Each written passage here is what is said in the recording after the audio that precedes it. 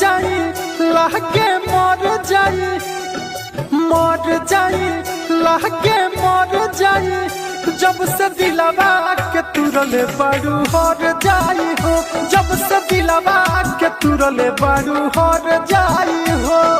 सोचनी नहीं छोड़ब मनवा भर जाई हो, मर जाई लहके मर जाई, जब से दिलवा के तुरले बारू हर जाई हो, जब से दिलवा के तुरले बारू हर जाई हो।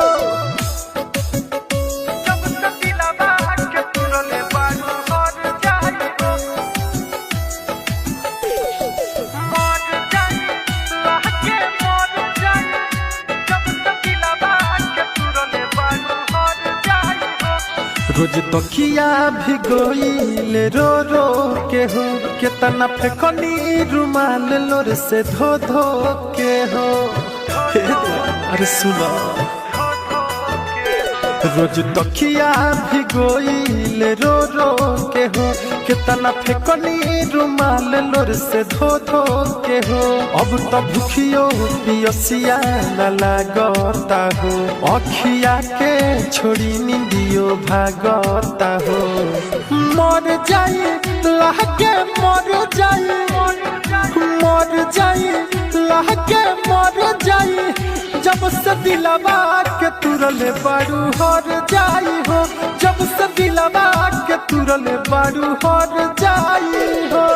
Ansh recording studio Majhagarh Gopalganj.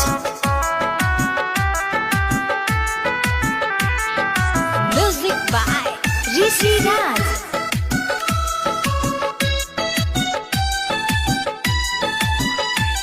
Writer से सना फसा कहेले बार, सनम बेर हम तारा नइखे बुझा।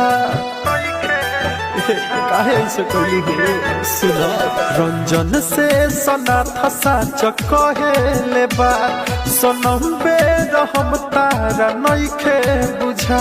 सुना दीपक दीवाना के कोइलू बेजान, राही राजा के घर जाके बन जाई बुचान। मर जाई लहके मर जाई, मर जाई लहके मर जाई, जब से दिलवा के तुरले बारू हर जाई हो, जब से दिलवा के तुरले बारू हर जाई हो। सोचनी नहीं छोड़ब मनवा भर जाई हो, मर जाई लहके मर जाई, जब से दिलवा के तुरले बारू हर जाई हो, जब से दिलवा के तुरले बारू हर जाई हो। Ansh recording studio Majhagarh Gopalganj.